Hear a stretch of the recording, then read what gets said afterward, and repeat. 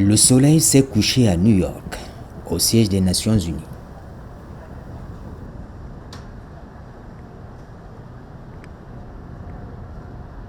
On a tourné la page de la prestation de serment du Premier ministre, Philémon Yang, élu le 6 juin dernier, président de la 79e session de l'Assemblée générale de l'ONU. Le couronnement d'un long processus de contact et de plaidoyer au plan diplomatique. Le Cameroun est désormais face au monde pendant un an. Fini les étapes de la campagne, l'endossement de la candidature. L'heure est à l'action. Philémon Yang est face à son destin. Mais il n'est pas seul sur le chemin. Il bénéficie de la proximité avec la famille biologique, des amis, l'accompagnement surtout de l'État du Cameroun dans ses différents démembrements. À la 109e séance plénière, on a ressenti cet accompagnement à travers la présence significative dans la grande salle de l'Assemblée générale de la délégation officielle, conduite par le ministre des Relations extérieures, son Excellence Belambela. Que le monde exige aujourd'hui sera à la hauteur de la confiance du monde. Des responsables des services centraux du ministère des Relations extérieures, des diplomates et cadres de la mission permanente de la République du Cameroun auprès des Nations Unies à New York.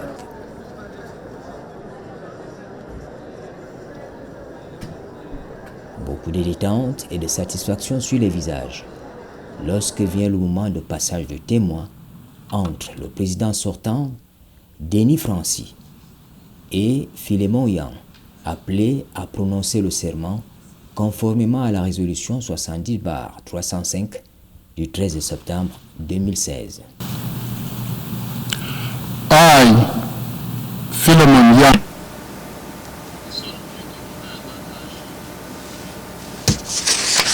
je m'engage, Philémon Yang, solennellement à exercer en toute honnêteté, loyauté, discrétion et conscience les fonctions qui m'ont été confiées en ma qualité de président de l'Assemblée générale des Nations unies.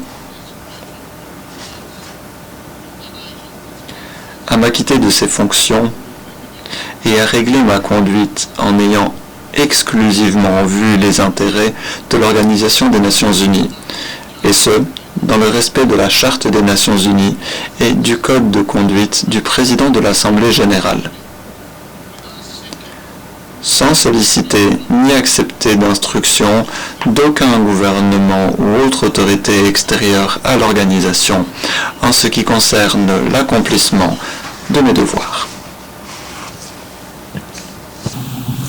I now invite J'invite maintenant. Je remercie le président élu de la 79e session et je l'invite maintenant à me rejoindre à côté de la tribune pour que lui soit remis le maillet une fois la séance levée. Je déclare close la 78e session de l'Assemblée générale. La séance est levée.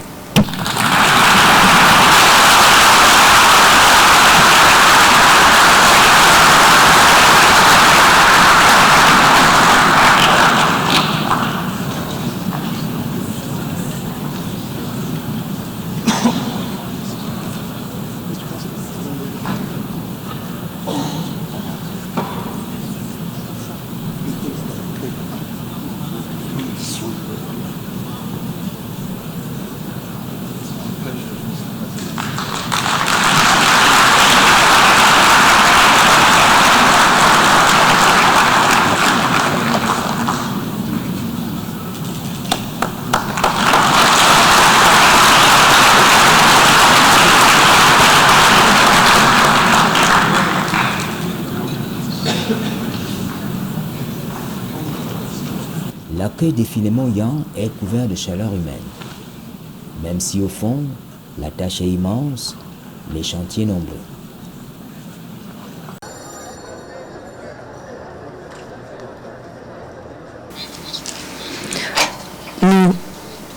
devons lancer un appel à l'action pour relever ces défis en tirant notre inspiration dans la Charte des Nations Unies, dans les principes de la coopération internationale. Nous devons démontrer que la coopération internationale demeure l'outil le plus efficace dont nous disposions afin de faire face à ces multiples questions auxquelles nous sommes confrontés. La coopération entre les États membres est le meilleur moyen de mettre en commun nos ressources, notre ingéniosité pour réaliser les plus grandes aspirations de l'humanité telles que la paix, la justice, le développement durable. L'Assemblée générale, qui compte 193 États membres, la quasi-totalité des pays du monde, est notre outil le plus puissant pour concrétiser cette promesse. Réaffirmons notre engagement à œuvrer pour les 8 milliards d'habitants de notre planète. Réaffirmons que notre auguste Assemblée peut satisfaire leurs espoirs d'avenir meilleur. Les possibilités d'agir sont immenses, en particulier sur fond de révolution technologique, laquelle nous offre de nouveaux outils puissants, capables d'accélérer le progrès. C'est à nous qu'il revient de faire en sorte que les bénéfices de la coopération internationale soient régulièrement et de manière équitable partagés sans laisser personne.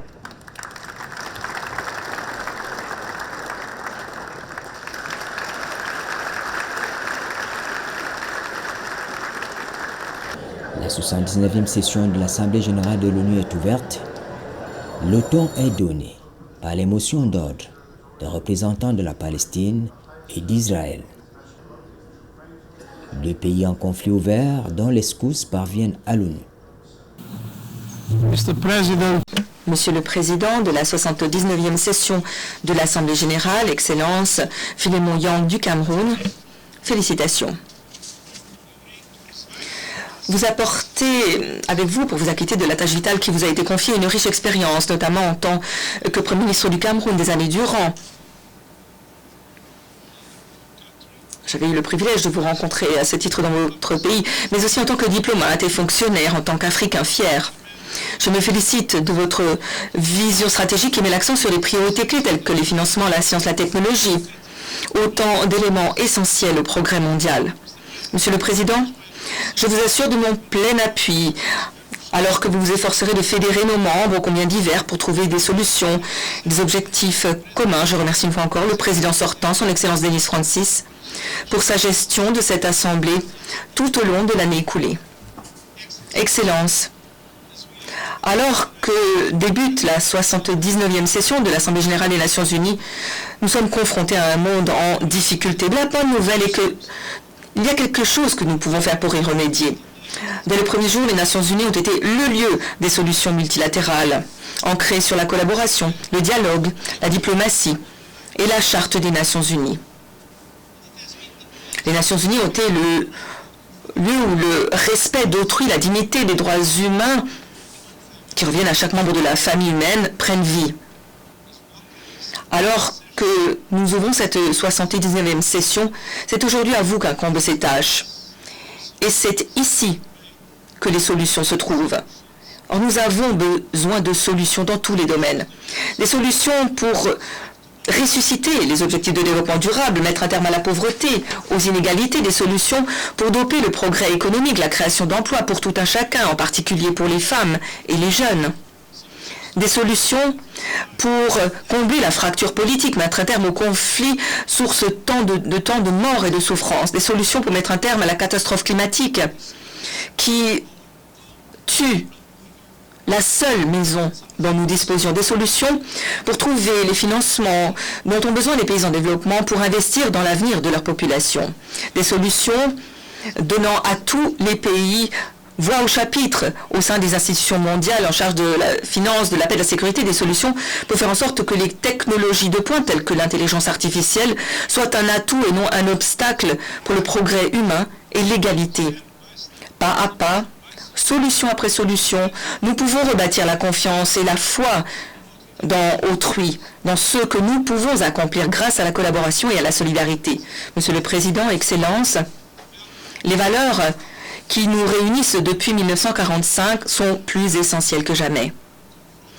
À l'heure de relever les défis auxquels nous sommes confrontés, l'Assemblée générale des Nations unies demeure un outil indispensable et vital pour faire advenir pour tous les peuples un avenir de paix et de justice. Réaffirmons notre détermination à créer cet avenir. Atteignons cet objectif ensemble. Je vous remercie.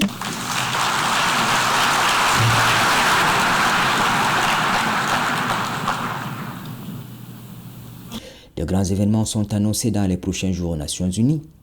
En parallèle de la semaine de l'Assemblée générale se tiendra le sommet de l'avenir organisé par les Nations Unies.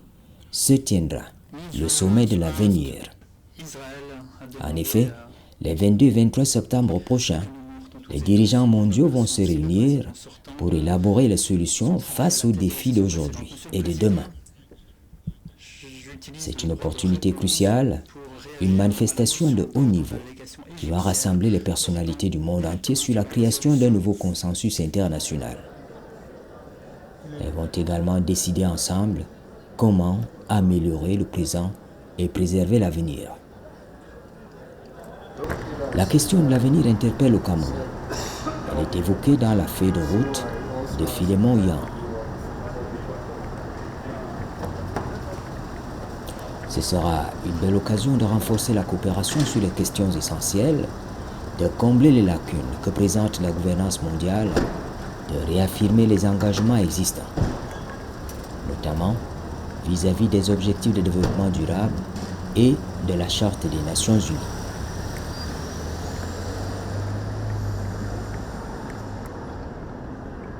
Enfin, dit-on, on pourra, par le canal de ce sommet, progresser vers un système multilatéral revitalisé, mieux à même d'avoir une incidence positive sur la vie des personnes.